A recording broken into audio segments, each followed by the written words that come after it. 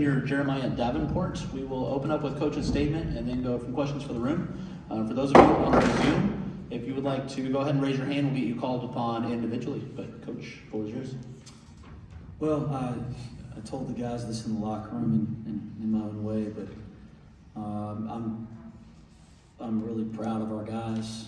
I thought they fought like absolute crazy tonight and yesterday, and given the way that we finished the year in the win-loss column, you know, I think that you have to recognize that. I think it's expected when you put this uniform on to fight your tail off and play with great effort and play with great togetherness. I think that's part of the standard of having this C-Paul right here.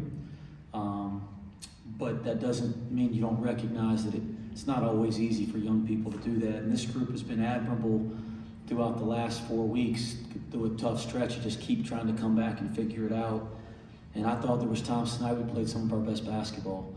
I hate that we came up short. Give Houston some credit. You know, I wish we could work a little bit more on getting the ball in bounds. That play, we burned a couple timeouts, and the run-out play, that hurts. You know, I thought we had some really good looks there in the second half.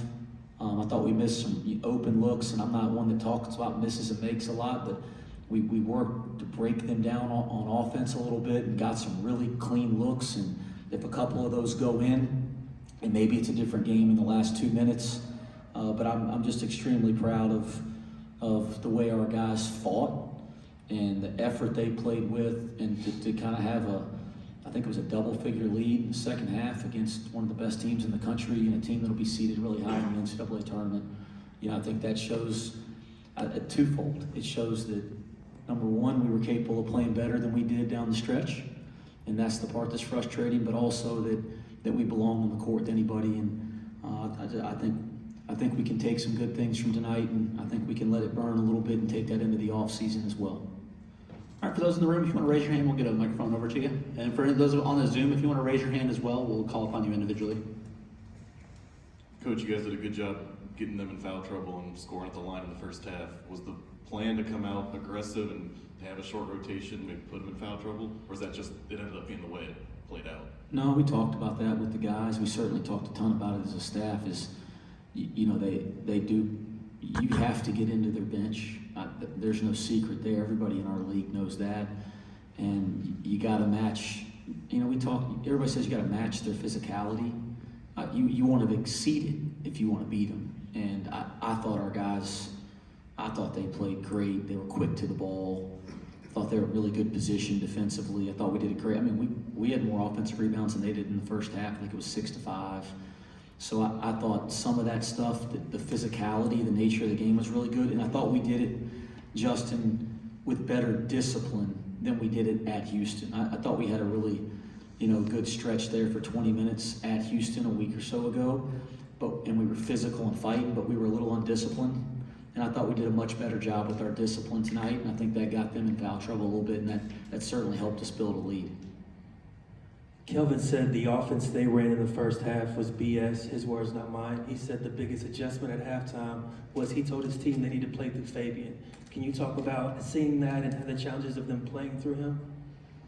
Well, you got to tip your cap to Fabian White. I mean, we had a ballot to vote for Player of the Year in the league, and that's who I would have voted for. He just wasn't on the ballot.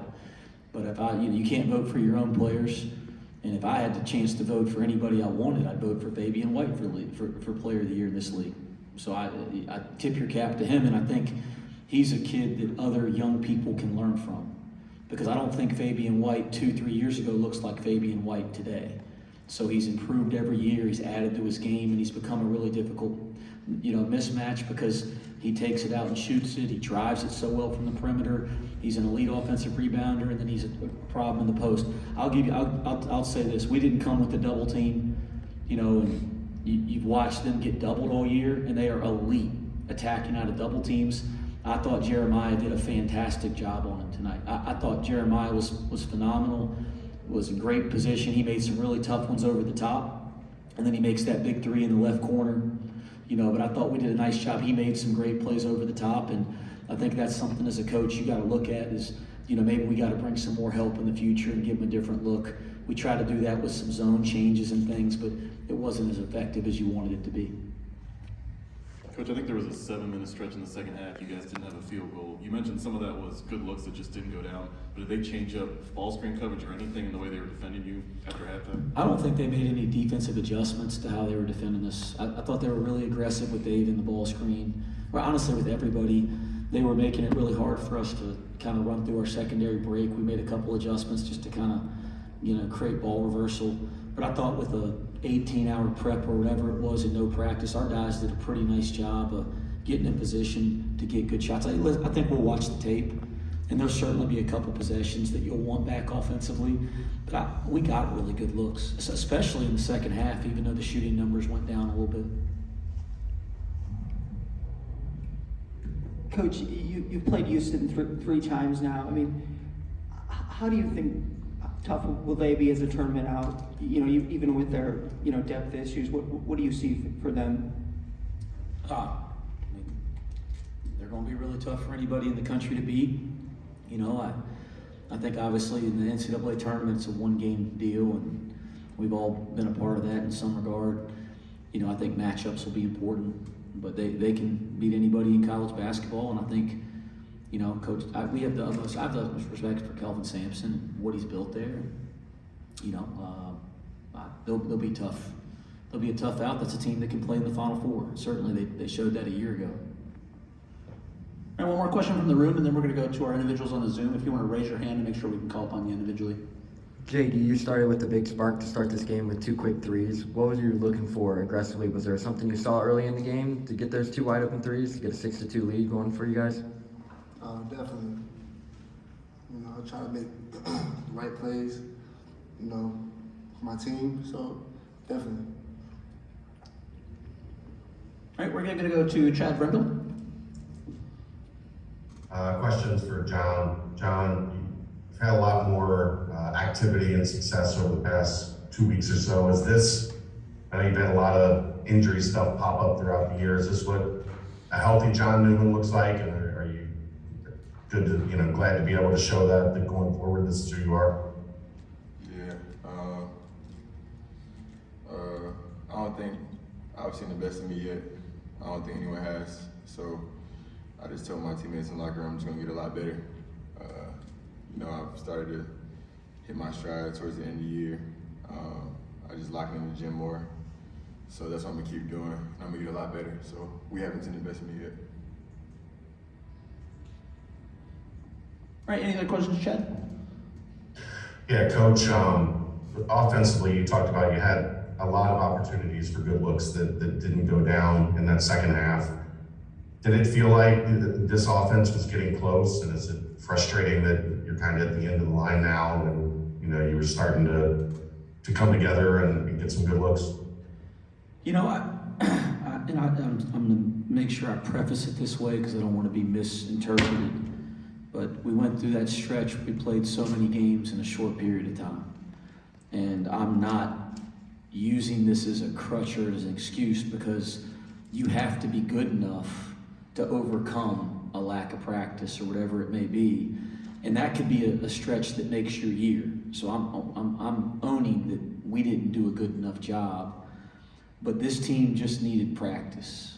And the more we've had an opportunity to practice, because give credit first to our guys. They practice hard. They want to do it right. They listen.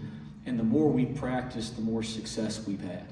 When we got away from practicing in February, you saw the little things go. You didn't see the will to want to win.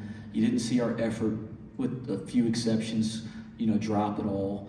You didn't see our togetherness drop at all. And that talks about our guys' character. But we didn't have a chance to kind of build the habits that we'd been building up over the last 5 or 6 months. And you saw some of the results fall a little bit. We got a chance to get back to practicing this week. And that means we were going to be sharper in our execution. We were going to be sharper in some of our I thought our defense looked like it did back in January at times over the last 2 games. And, we also looked a little healthier. And I'm not saying that's an excuse, because that's college basketball. You got to overcome those things. But this team, the more it has a chance to work, is going to be better because they're willing to work. And we saw that this week a little bit. Mark Berman, I've seen your hand pop up a couple times. Do you want to add a question? Yeah, sure. Wes, when you were up 39-30, and you touched on it a little, when you were up 39-30, and then they go on a 12-0 run, what was that? What did they do different there? Was it a combination of things? How do you view it? Yeah, well, it was a couple of things, right? I mean, I thought they had some success going into the post. We talked about that a little earlier in the press conference, and I thought Fabian was really good there. And I didn't think we were bad. I thought we were in some pretty good position. I thought one time he got a too deep of a catch on an out-of-bounds play. They threw it in, then reversed it, and he got a really deep catch on the right block. But thought we were in position. He made a couple.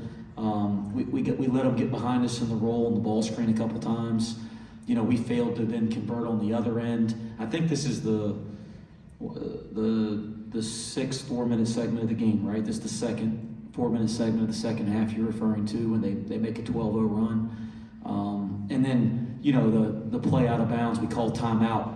I think Micah's to start the half. I could see they kind of blew something up. I thought it was a good decision. I wish we'd have gotten the ball in when we could have, when Mike called timeout.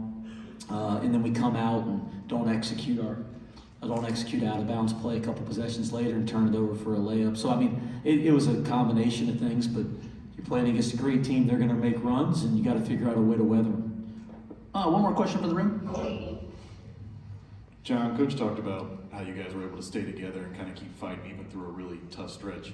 Internally as players, how did you guys manage to do that when probably would have had every excuse to kind of pack it up these past couple weeks and not play as well and as hard as you did? It's just like Coach said, the character of the guys in the locker room. I try to be a testament to that every day by the way I approach things.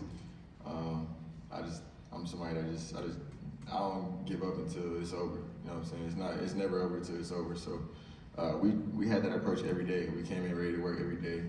We didn't get the results that we wanted, but I think there's a lot of progress in that. I think we grew as people because sometimes you go through a tough time and you need tough times, you know what I'm saying, to get better for what's next. And I think a lot of the struggles that we went through over those weeks, I think it prepared us even better for coming into this tournament.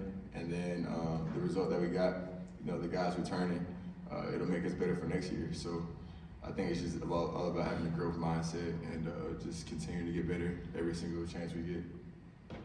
All right, thank you guys.